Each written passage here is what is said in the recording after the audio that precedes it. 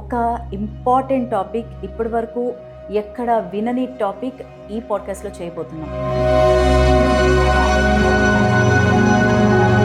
మా ప్రొఫెషన్లో అంటే ఈ ఫీల్డ్లో ఫోటోగ్రాఫర్స్, వీడియోగ్రాఫర్స్, ఎడిటర్స్ అనగానే ఫోటోగ్రాఫర్స్, వీడియోగ్రాఫర్స్కి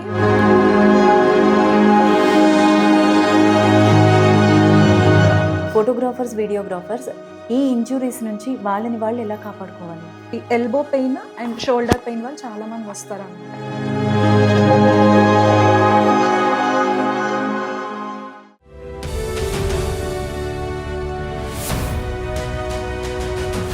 నమస్తే, వెల్కమ్ టు CEO వెల్నెస్. నేను మీ కృష్ణవేణి. మనం ప్రతిరోజు డైలీ లైఫ్లో ఈ పరుగుల ప్రపంచంలో ఏదన్నా చిన్న పెయిన్ వస్తే ఆ పెయిన్ మన రోజుని చాలా డిస్టర్బ్ చేస్తుంది. అలాగే ఎస్పెషల్లీ ఈ పాడ్కాస్ట్లో ఏంటంటే ఒక ఇంపార్టెంట్ టాపిక్, ఇప్పటి వరకు ఎక్కడ వినని టాపిక్ ఈ పాడ్కాస్ట్లో చేయబోతున్నాం. అదే వీడియోగ్రాఫర్స్ అండ్ ఫోటోగ్రాఫర్స్, ఎడిటర్స్. వీళ్ళందరూ ఎక్కువగా కంప్యూటర్ ముందు వర్క్ చేస్తూ ఉంటారు. అండ్ ఎస్పెషల్లీ వీడియోగ్రాఫర్స్, ఫోటోగ్రాఫర్స్ అయితే పెద్ద పెద్ద కెమెరాస్ని క్యారీ చేస్తూ ఉండాలి. డిఫరెంట్ పొజిషన్లో బెండ్ అవుతూ ఉంటారు, ఎక్కువసేపు నించుంటూ ఉంటారు. సో ఇలాంటి పనులన్నీ కూడా వాళ్ళు ఎక్కువ హార్డ్ వర్క్ అనేది చేస్తూ ఉంటారు. ఎక్కువసేపు నించోవడం, చాలా వెయిట్ ఉన్న కెమెరాస్ని క్యారీ చేయడం, ఇలాంటివన్నీ. సో ఇలాంటి వాళ్ళు ఎలాంటి ప్రికాషన్స్ తీసుకోవాలి, ఎస్పెషల్లీ ఆర్థోపెడిక్ సమస్యలు రాకుండా ఎలాంటి ముందస్తు జాగ్రత్తలు తీసుకోవాలి అనే విషయాలన్నీ కూడా ఈ పాడ్కాస్ట్లో డిస్కస్ చేసే ప్రయత్నం చేద్దాము. సో మనతో పాటు ఉన్నారు డాక్టర్ భువన గారు, orthopaedic and sports physiotherapist and founder of Paul physiotherapy. So నమస్తే మేడం. నమస్తే అండి. బాగున్నారా? బాగున్నాను, మీరు ఎలా ఉన్నారు? సూపర్. సో హ్యాపీ అండి. ఫస్ట్ ఆఫ్ ఆల్ ఏంటంటే మా ప్రొఫెషన్లో అంటే ఈ ఫీల్డ్లో ఫోటోగ్రాఫర్స్, వీడియోగ్రాఫర్స్, ఎడిటర్స్ అనగానే ఇప్పుడు మనం చేస్తున్న వీడియో బ్యూటిఫుల్గా రావాలి అంటే వీళ్ళందరూ కూడా చాలా కష్టపడాలి, చాలా ఫోకస్ పెట్టాలి. మనం కూర్చొని మాట్లాడుకుంటున్నా వాళ్ళు మాత్రం ఎంతసేపు అయితే అంతసేపు నించోనే ఉండాలి.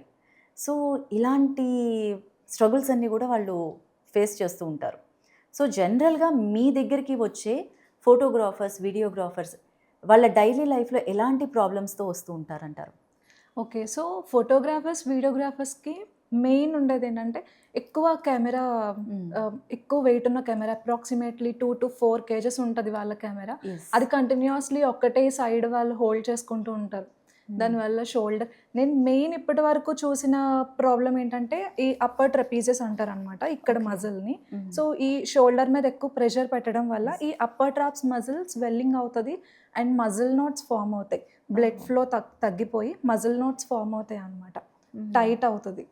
సో మెయిన్ ప్రాబ్లం ఇది ఉంటుంది. అండ్ సెకండ్ థింగ్, వాళ్ళు హెవీ బ్యాగ్స్ క్యారీ చేస్తూ ఉంటారు. అంటే ఎక్కడికి వెళ్ళినా ఒక కిట్ బ్యాగ్ క్యారీ చేయాల్సిందే. అండ్ ఒక్కొక్కసారి వాళ్ళకి ఎక్కడ పెట్టాలో కూడా వాళ్ళకి అర్థం కాదు, ఆ బ్యాగ్ని ప్లేస్ ఉండదు. కొన్ని షూట్స్లో అలా ఉంటుంది కదా. అండ్ కంటిన్యూస్లీ క్యారీ చేస్తూ ఉంటారు, అలాగే షూటింగ్ చేస్తూ ఉంటారు. అండ్ ఆక్వర్డ్ బెండింగ్ పొజిషన్స్ ఉంటాయి వాళ్ళకి ఇష్టం వచ్చినట్టు. అంటే ఒక షూట్ కోసం వాళ్ళు పడుకొని కూడా కొన్ని షూట్స్ చేయాల్సి ఉంటుంది. సో అలాంటి వాటి వల్ల చాలా రకాల స్పైనల్ ప్రాబ్లమ్స్ కూడా వస్తాయి, ఈ improper twisting moments, bending moments వల్ల.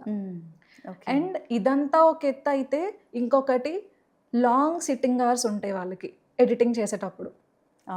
ఇదంతా షూటింగ్ అంతా ఒకటైతే ఎడిటింగ్ ఒకటి. సో దానివల్ల కంప్లీట్ హెడ్ పోస్చర్ మారిపోతుంది అండ్ స్లౌచింగ్ పొజిషన్ అయిపోతుంది వాళ్ళది. కంప్లీట్ పోస్చరే చేంజ్ అయిపోతుంది. ఓకే, దానివల్ల మొత్తం అప్పర్ బ్యాక్ వీక్నెస్ ఉంటుంది, కోర్ మజిల్ వీక్నెస్ స్టార్ట్ అవుతుంది. ఓకే, సో ఇప్పటి వరకు మీరు చెప్పిన ఏవైతే ప్రాబ్లమ్స్ వీడియోగ్రాఫర్స్, ఫోటోగ్రాఫర్స్ వస్తున్నారో అలాంటప్పుడు వాళ్ళకి ఎలాంటి ఇంజురీస్ అవుతాయి అంటారు? ఓకే, అంటే ఇన్నర్గా అవుతాయా లేదంటే బయటికి ఎక్స్పోజ్ అయ్యే విధంగా ఉంటాయా ఆ ఇంజురీస్? అన్ని ఎగ్జాంపుల్ నెక్ ప్రాబ్లం ఇందాక అనుకున్నాం కదా, నెక్ ఫస్ట్ నుంచి స్టార్ట్ చేస్తాను. ఫస్ట్ నెక్, ఎక్కువ వెయిట్ వల్ల నెక్ దగ్గర చాలా కంప్రెషన్ జరుగుతుంది. అండ్ వాళ్ళు ఇదే ఒకటే సైడ్ ఇలా బెండ్ అయి ఉంటారు కదా. సో నెక్ కంటిన్యూస్లీ ఆ బెండింగ్ పొజిషన్ ఉండడం వల్ల డిస్క్ బల్జెస్ కానీ ఆర్ పోస్చర్ చేంజ్ అవ్వడం కానీ అవుతుంది inside, I mean spinal cord, స్పైన్లో.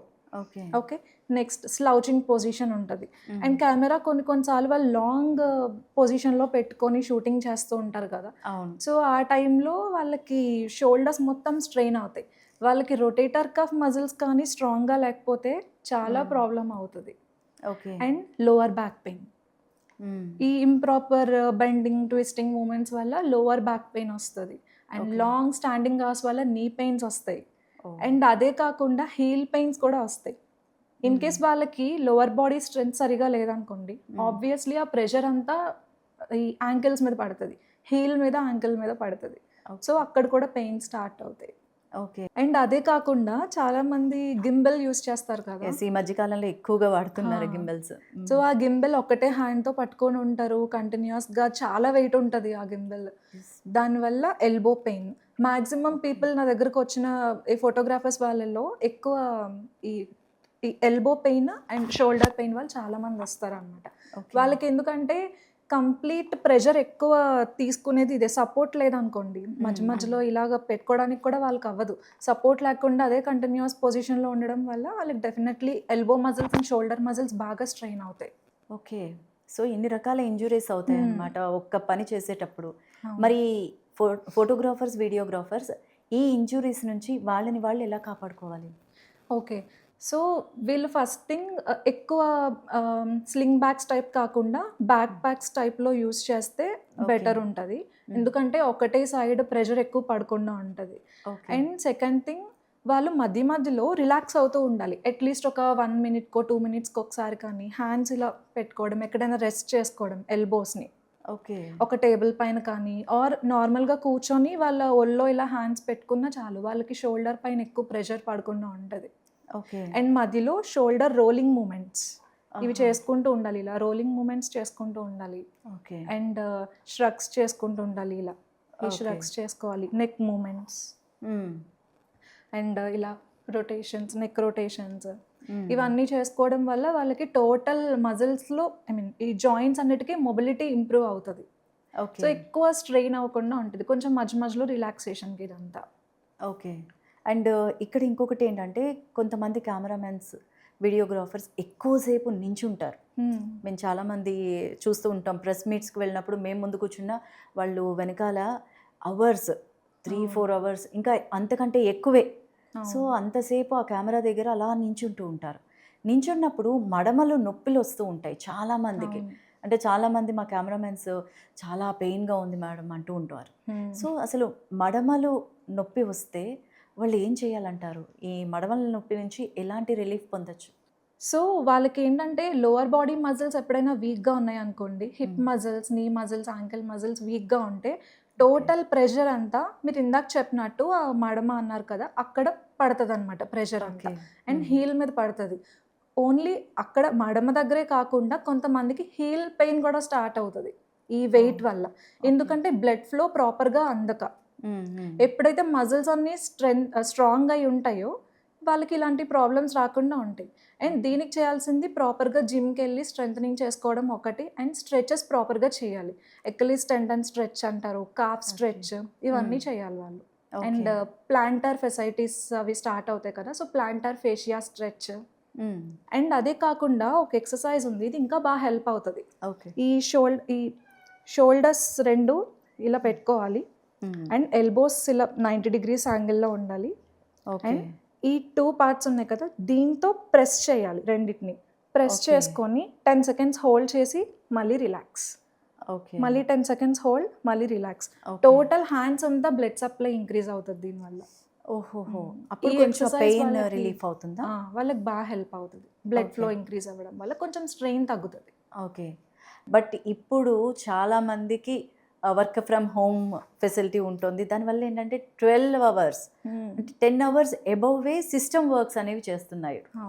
And మా ఎడిటర్స్ అయితే ఇలాగ 9 hours 10 hours సిస్టమ్ ముందే కూర్చొని ఉంటారు.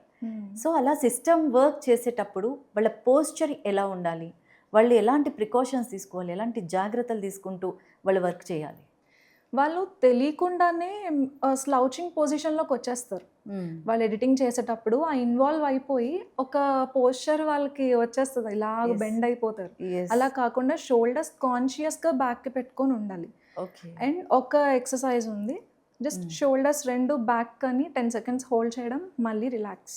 ఓకే. ఇలా మధ్య మధ్యలో ఈ మూమెంట్ చేసుకుంటూ ఉండాలి. హుహు. అదే కాకుండా అంటే వాటర్ పెయిన్ వచ్చినప్పుడు చేయాలా? లేదంటే నార్మల్గా కూడా రాకపోయినా? పెయిన్ వచ్చినా రాకపోయినా ఈ మూమెంట్స్ చేసుకుంటుంటే వాళ్ళకి ఇంకా చాలా బెటర్ అవుతుంది. ఇది ప్రీ రిలీఫ్ రాకుండా అన్నమాట. ఉంటుంది, ప్రికాషన్ అంతే. ఓకే. ఆహా!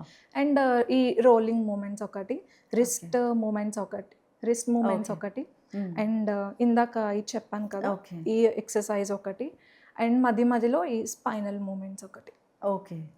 ట్విస్టింగ్, ఈ ట్విస్టింగ్ మూమెంట్స్ ఒకటి చేసుకోవాలి. అండ్ వాకింగ్ హ్మ్. ఎవ్రీ 20 మినిట్స్కి ఒకసారి లేచి అట్లీస్ట్ ఒక 10 సెకండ్స్ ఆర్ 20 సెకండ్స్ జస్ట్ అలా వాక్ చేసి మళ్ళీ కూర్చోవడం.